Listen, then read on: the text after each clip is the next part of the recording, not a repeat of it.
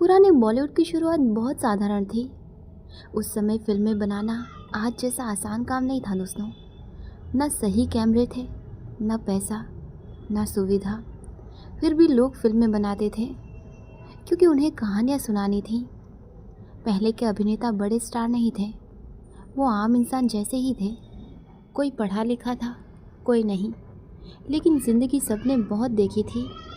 इसलिए जब वो पर्दे पर दुख या खुशी दिखाते थे तो वो नकली नहीं लगती थी। उस दौर में लोग अभिनेता बनने के लिए बहुत संघर्ष करते थे।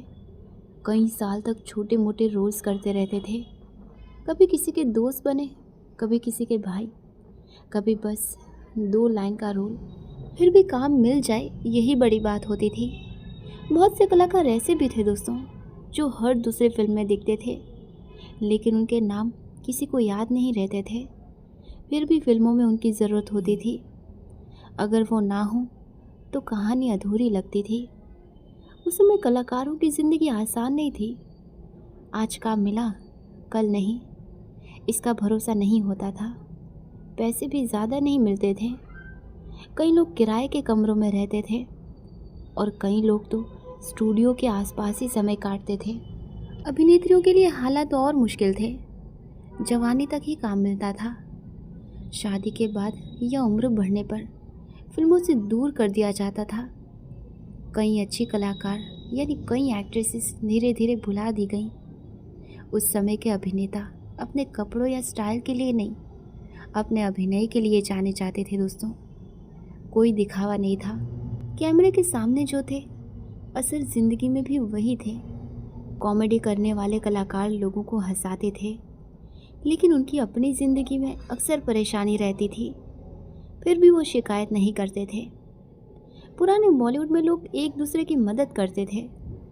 अगर किसी का काम रुक गया तो दोस्त कोशिश करते थे उसे कुछ दिलाने की।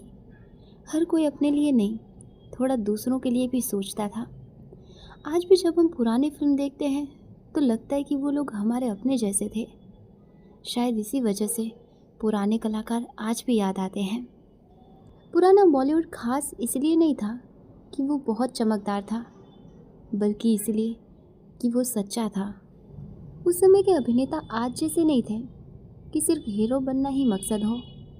कई लोग ऐसे थे जो पूरी ज़िंदगी सहायक भूमिकाएं करते रहे और उसी में खुश रहे। उन्हें पता था कि हर फिल्म में हीरो एक ही होता है, लेकिन कहानी बहुत लोगों से बनती है। पुराने बॉलीवुड में बहुत से ऐसे भी अभिनेता थे दोस्तों जिनका नाम याद नहीं रहता था, लेकिन चेहरा देखते ही लगता था कि अरे ये तो कहीं देखा हुआ है। ये लोग ही असल ज़िंदगी में फिल्मों के रीढ़ थे। मनमोहन कृष्णा ऐसे ही कलाकार थे। अक्सर सख्त पिता, जज या अधिकारी ही बनते थे। उनकी आवाज़ भारी थी और बोलने का तरीका बहुत सीधा। वो हीरो नहीं बने, लेकिन बिना उनके फिल्म अधूरी लगती थी। ज़िंदगी में ज़्यादा शोहरत नहीं मिली, बस काम करते रहे।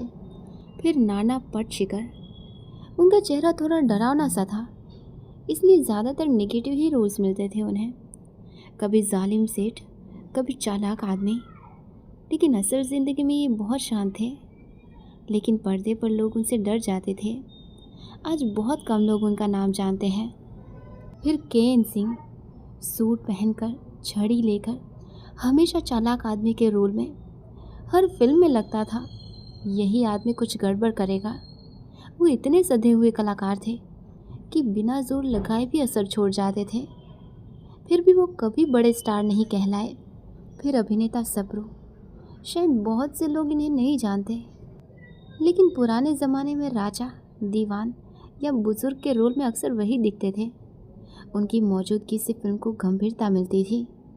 काम करते रहे चुपचाप। फिर जगदीश सेठी, लंबी दाढ़ी, भारी आंखें, अक्सर साधु, फकीर या रहस्यमय आदमी बनते थे। 2-4 सीन में आते थे, लेकिन असर छोड़ जाते थे। ऐसे कलाकार आज शायद ही मिले। दुर्गा खोटे और निरूपा रॉय जैसी अभिनेत्रियां तो थोड़ी जानी जाती हैं, लेकिन इनके साथ बहुत सी और महिलाएं भी थीं जो हमेशा माँ, चाची या पड़ोसन बनती थीं। उनका नाम कोई नहीं पूछता था, पर हर फिल्म में वो ज़रूरी होती थीं।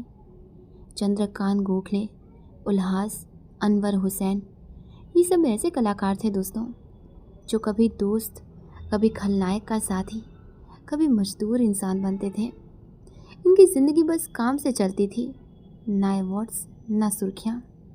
इन कलाकारों की सबसे बड़ी परेशानी ये थी कि काम बंद होते ही कोई पूछने वाला नहीं रहता था। उस समय पैशन या सहारा कुछ नहीं था, जो बचाया उसी में गुजारा। कई लोग बुढ़ापे में गुमनामी में चले गए। जिन्होंने कभी कैमरे के सामने ज़िंदगी निभाई थी, वही लोग बाद में खामोशी में जीने लगे। लेकिन सच ये है कि अगर ये अनजान चेहरे ना होते तो वो पुरानी फिल्में आज इतनी सच्ची ना लगती। हीरो तो एक होता है, पर फिल्म इन सब से बनती है।